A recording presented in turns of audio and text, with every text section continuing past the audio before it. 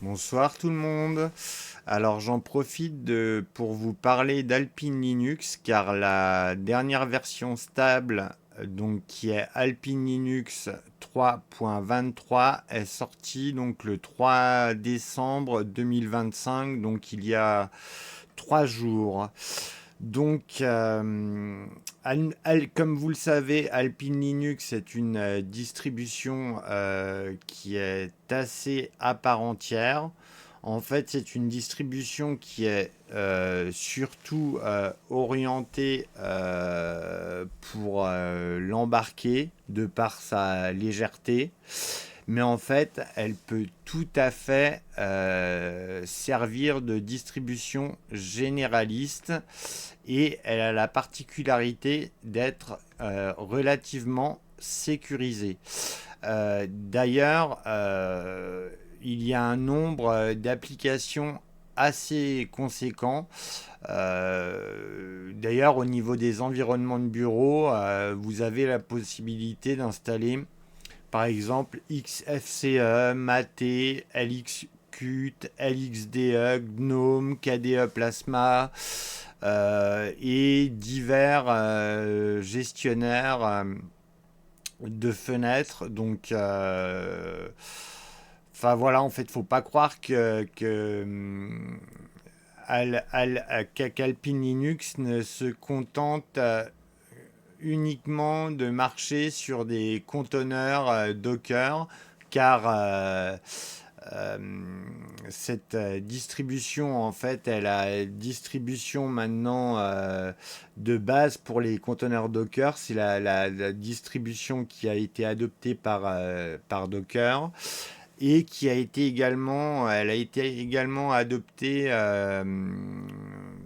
comme en option, comme sous-système Linux pour Windows et dans PowerShell, il me semble, mais ça, je n'en suis pas certain. Donc, on va aller sur son site officiel, donc qui se trouve ici. Donc ça, c'est la page d'accueil.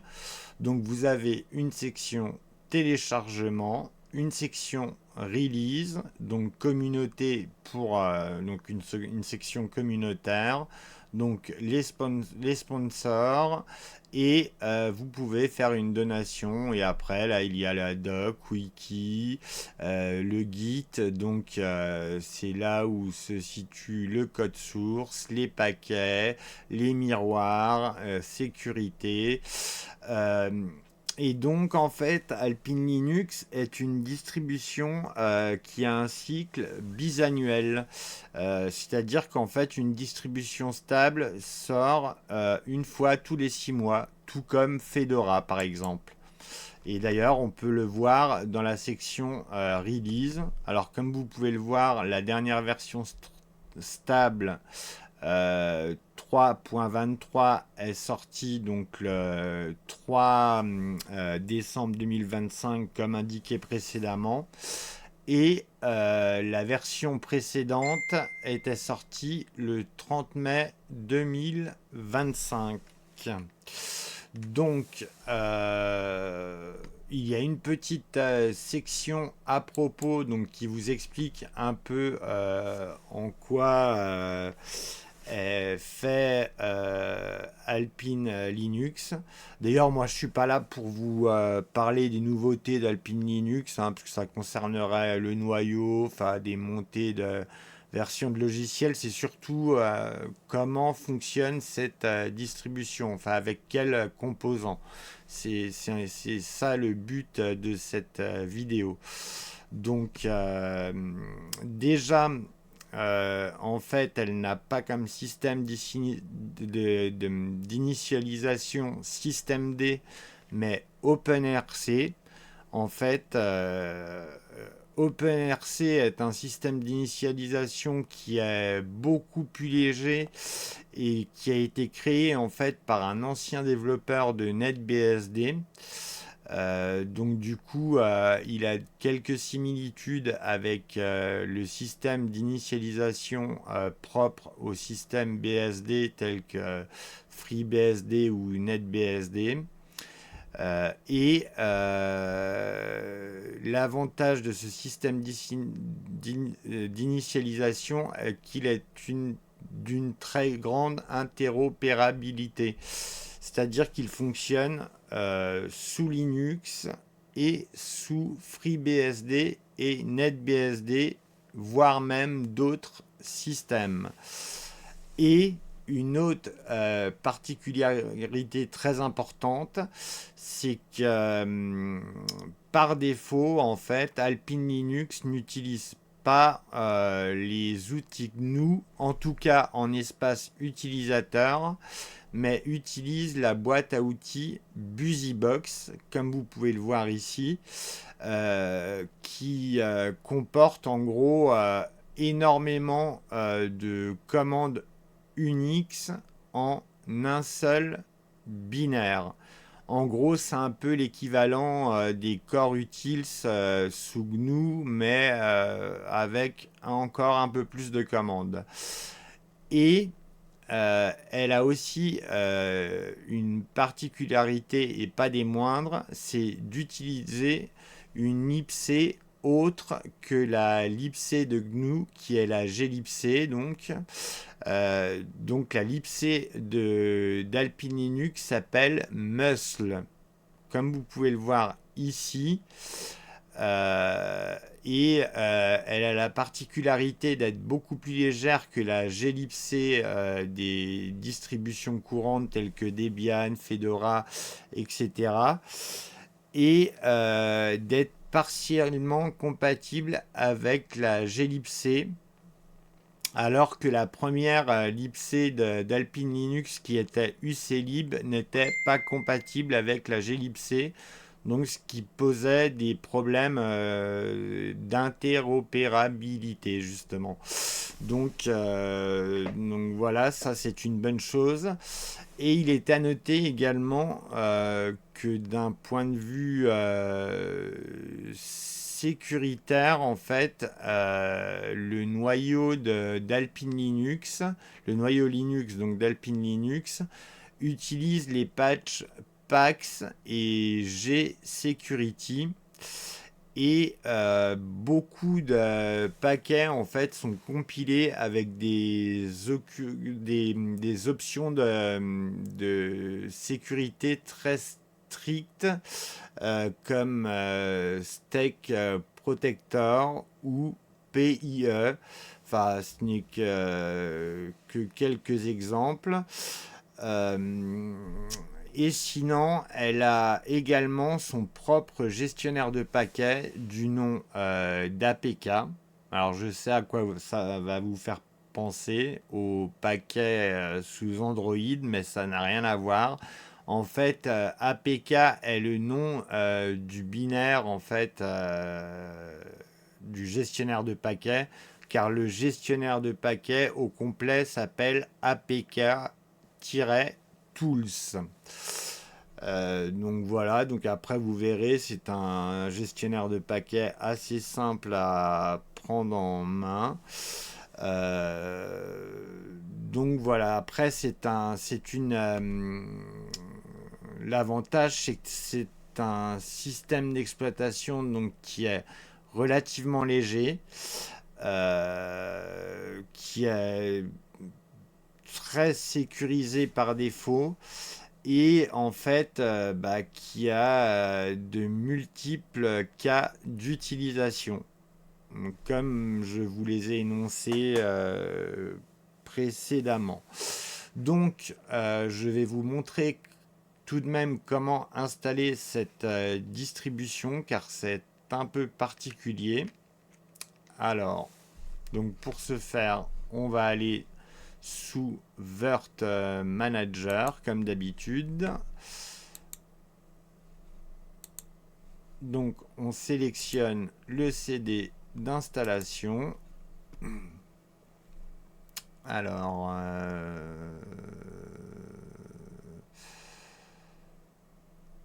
donc le CD d'installation, il est ici. Hop.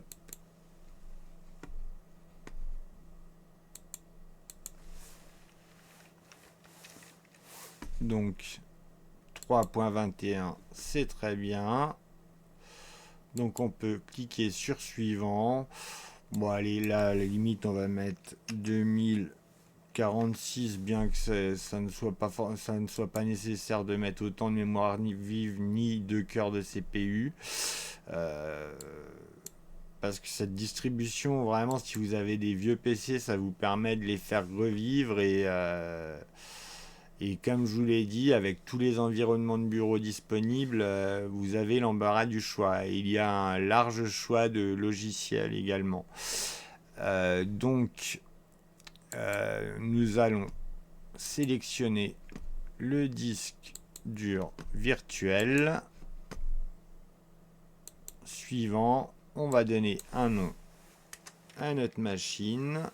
Voilà, donc avec la version. On va quand même regarder au niveau des options si tout est bon. Donc vidéo QLX, en général c'est Virtuo, mais je pense que ce n'est pas pour rien. Donc on va lancer l'installation. Comme vous pouvez le voir, c'est OpenRC, donc en version 0.63, qui a démarré le CD d'installation. Donc alors, comme je vous l'avais dit, pour l'installation, c'est plutôt particulier. Donc déjà, il faut taper root. Alors sachez que vous êtes en clavier QWERTY, donc pour taper root, il n'y a pas de problème parce que c'est la même combinaison de touches. Et en fait, il faut utiliser des scripts. Voilà, comme vous pouvez le voir. Et en fait, le script d'installation se nomme Setup.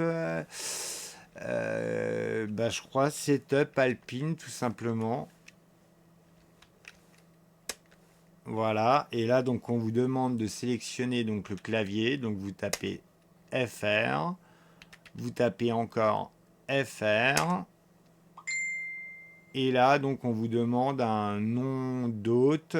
Donc, on peut taper ALP Line. Et voilà. Et donc, là, on vous propose d'initialiser donc votre interface réseau. Donc, ETH, donc par DHCP. Donc, on appuie sur Entrée. Là, on nous demande si on veut configurer le réseau manuellement. Donc, on peut appuyer par N, donc pour dire non. Donc, ce sera une configuration automatique. Et là, voilà, DHCP s'occupe de la configuration.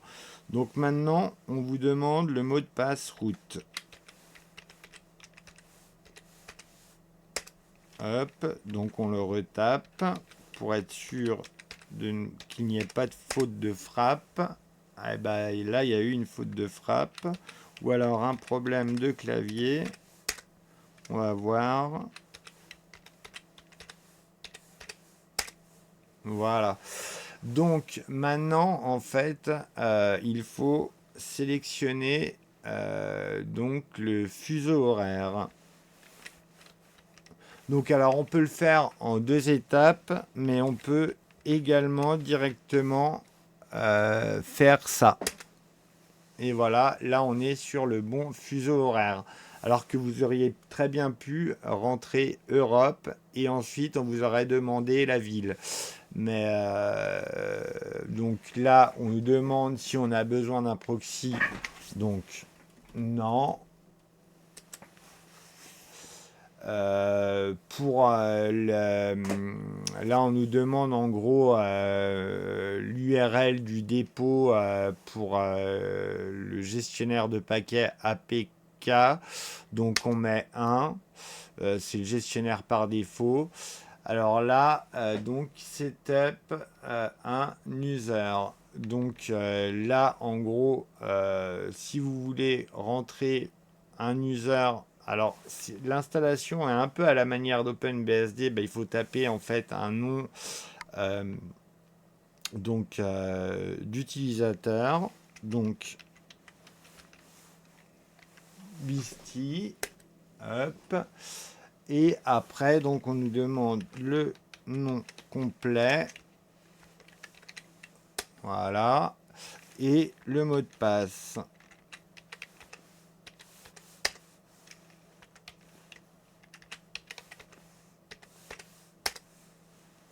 Donc alors entrée SSH key, on peut appuyer sur entrée.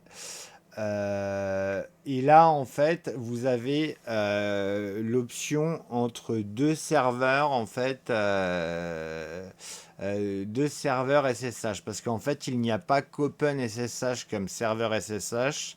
En fait Beer est un serveur SSH beaucoup plus léger que OpenSSH, mais on va rester sur OpenSSH étant donné que c'est un peu le standard en ce qui concerne les serveurs et clients SSH. Voilà, donc là il faut indiquer le disque dur, donc ne pas cliquer sur entrée, mais indiquer le disque dur qui est donc VDA. Voilà. Et là, en fait, on nous demande donc 6, si c'est en mode 6, data. Donc là, vu qu'on est sur une unique partition, on va sélectionner 6. Voilà. Et donc là, on va mettre yes pour donc on nous dit en gros que ça va écraser tout ce qu'il y a sur le disque dur. Est-ce que l'on veut continuer? Donc oui.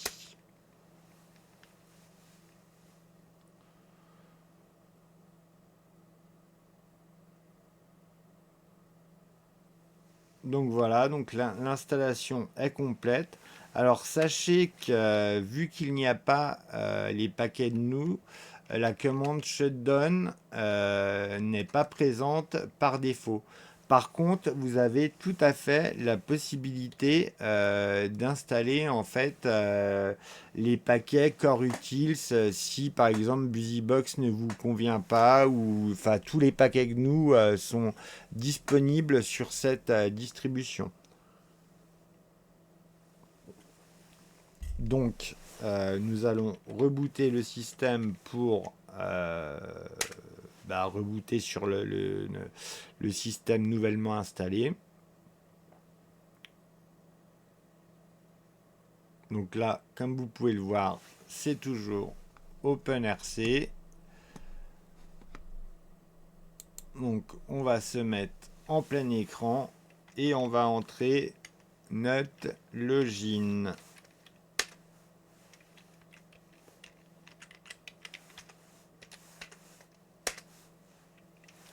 Voilà, et en fait, comme vous allez pouvoir le voir,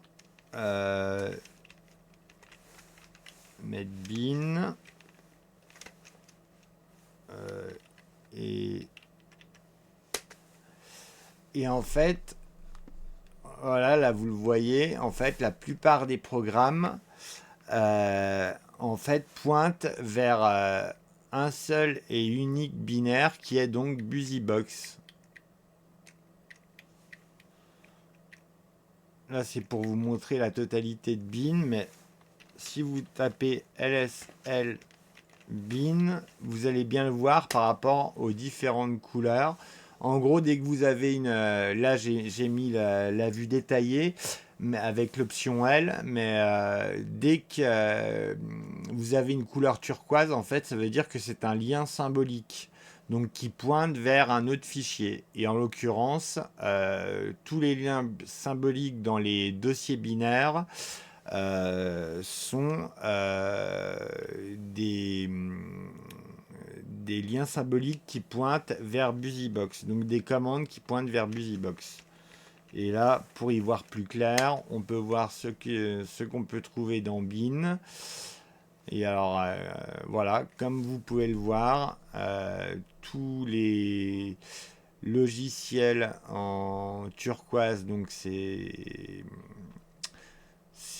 BusyBox, et pour le reste, donc c'est des programmes qui n'ont aucun rapport avec BusyBox.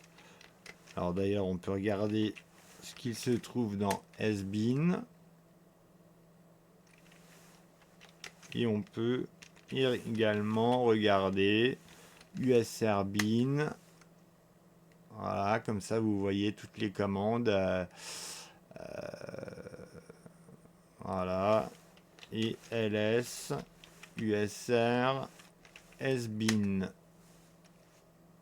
Voilà, et là vous avez tous les scripts, comme vous pouvez le voir, tous les scripts d'installation, setup Alpine, setup disk, setup Kmap. Enfin voilà, où vous pouvez configurer tout un tas de, tout un tas de choses. Alors sinon, étant donné que donc je vais me loguer en route, ou sinon peut-être me mettre tout simplement sur un autre terminal. Voilà.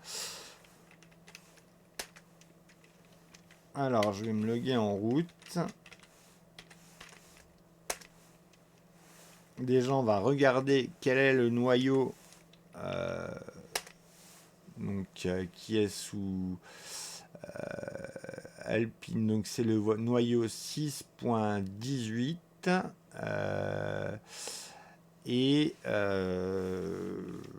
donc voilà.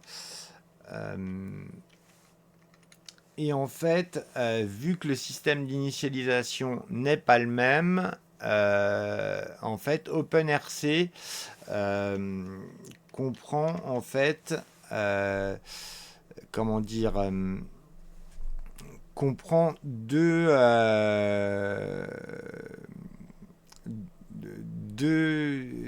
types de dossiers en fait qui lui sont associés dans le répertoire ETC. Alors on va regarder ce qu'il se trouve dans ETC. Alors voilà, donc il y a le répertoire confd, donc qui sont des fichiers de configuration en gros par rapport à OpenRC. Et il y a les fichiers, donc les scripts qui lancent réellement les services, qui se trouvent dans etc init.d.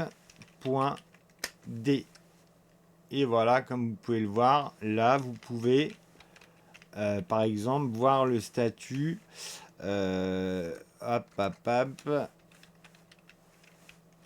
d'un service en tapant la traditionnelle commande etc initd SSH, enfin traditionnelle commande des anciennes versions de Linux qui utilisaient sysvinit.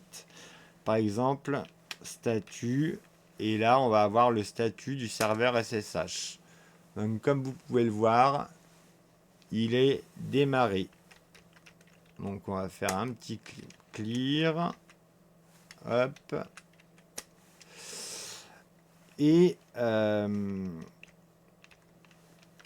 du coup, vous pouvez... Ah là là, je fais n'importe quoi là. Vous pouvez donc sélectionner ce service et le stopper par ce biais. Et comme vous pourrez le voir, si vous retapez statut, là comme vous pouvez le voir, c'est stoppé. Et si vous voulez le redémarrer, il suffit tout simplement de taper sur Start. Mais en fait, il y a des commandes en fait spécifiques à ce système d'initialisation et donc qui est un gestionnaire de services également, comme la plupart des systèmes d'initialisation.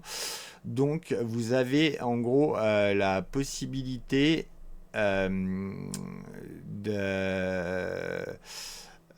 déjà d'avoir la liste des services.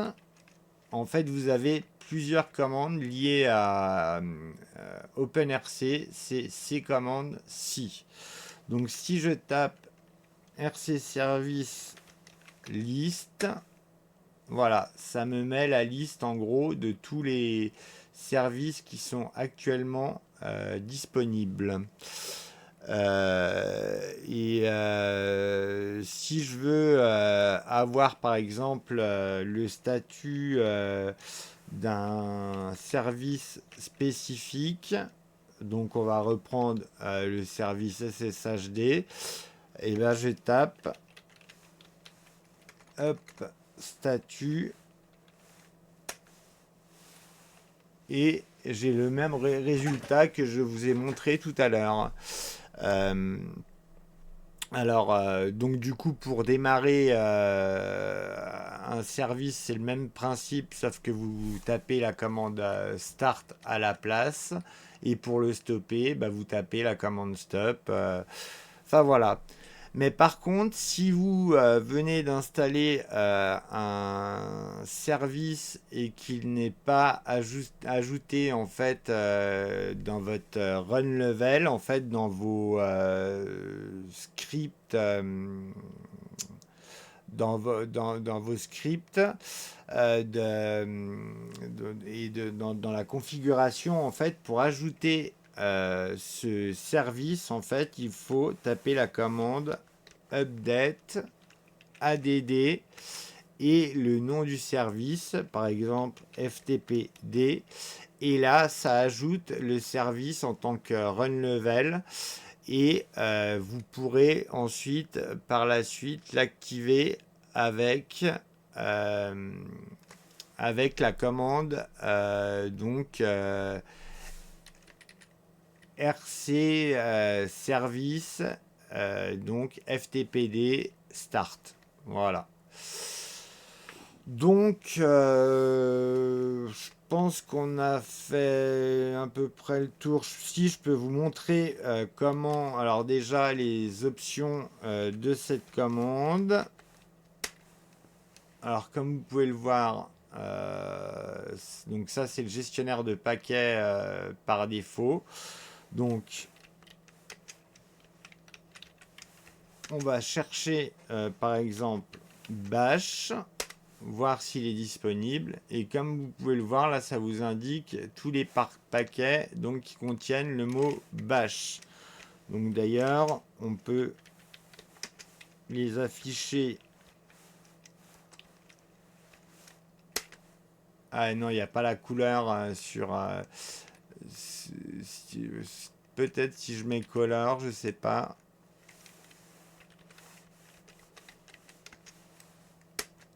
Non, il n'y a pas l'option color. Sur BusyBox, je ne sais plus comment c'est. Mais bon, bref, je vais vous montrer quand même comment installer un logiciel. Donc en fait, il faut taper apk add.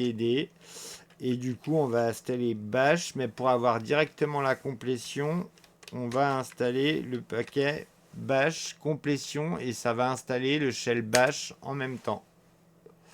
Voilà, et là normalement vous avez bash d'installer et là je suis sous bash.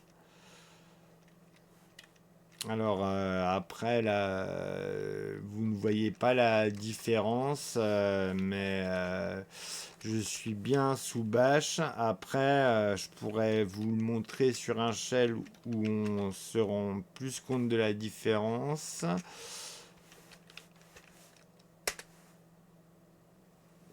Alors voilà, apk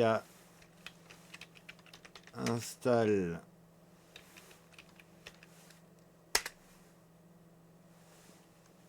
je sais pas pourquoi j'ai tapé install, l'habitude d'APT. Voilà, et là on va taper fiche. Et comme vous pouvez le voir, là vous avez le shell fiche, donc RC, voyez, RC service. Enfin voilà, et donc pour supprimer un paquet, c'est tout simple, apk del bash et vous supprimez le paquet. Donc voilà, après, parmi les autres commandes d'APK, il y a donc, comme vous pouvez le voir, update pour mettre les dépôts à jour, donc upgrade pour mettre à jour les logiciels, donc cache pour configurer le cache de paquets. Et après, query, c'est si vous avez des interrogations sur les paquets installés, liste pour lister les paquets, policy, search pour chercher les paquets, info pour avoir des informations sur les dépôts ou sur les paquets. Enfin, comme vous pouvez le voir, il y a tout un tas d'options et ça, je vous laisserai voir plus profondément si vous voulez installer cette application. Et comme vous pouvez le voir, il y a par exemple LX Qt. Non, LXDE. Je sais pas si. Hop, hop, hop. Cherche. Ah, c'est parce qu'en fait, il faut que je modifie les dépôts pour ajouter l'option. Alors, TC APK.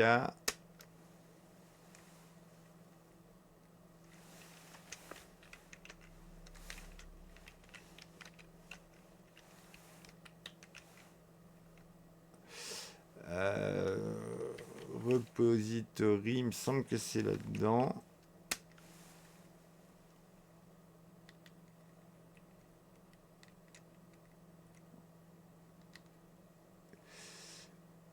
Et voilà, ouais, il faut décocher cette case.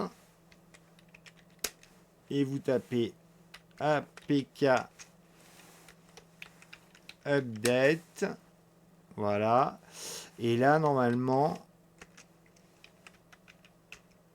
par exemple, LXDE devrait s'afficher.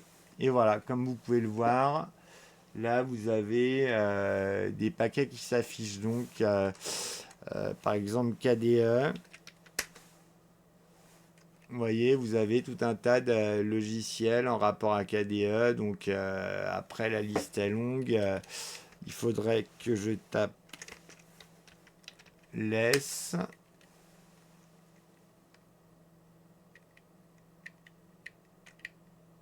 KDE Connect, KDE Graphique, et après, enfin, il y a certainement KDE Plasma.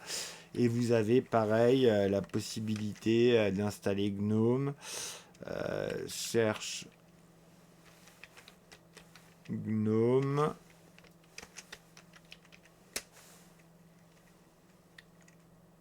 Voilà, comme vous voyez, la version de GNOME est en version 49. Enfin voilà, je pense qu'on a fait le tour de cette distribution. J'espère avoir été suffisamment clair. Donc, je vais fermer le système. Alors donc, étant donné qu'il n'y a pas... Alors, je voulais quand même vous montrer qu'il y a les corps utiles. Hein. Donc si vous voulez les installer, il n'y a pas de problème. Hein. Du coup, ça installera les utilitaires GNU plutôt que ceux de BusyBox.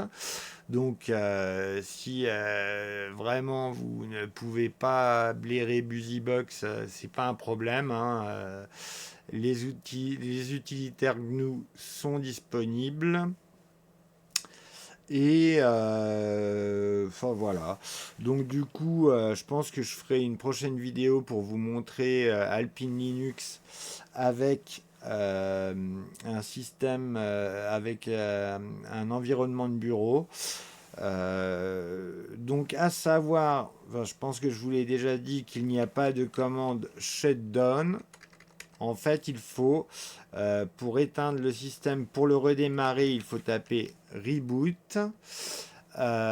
Et pour l'éteindre, en fait, il y a la commande Alt, mais ça ne l'éteint pas directement. Après, il faut forcer sur le bouton d'extinction. Pour l'éteindre véritablement, il faut taper Power Off.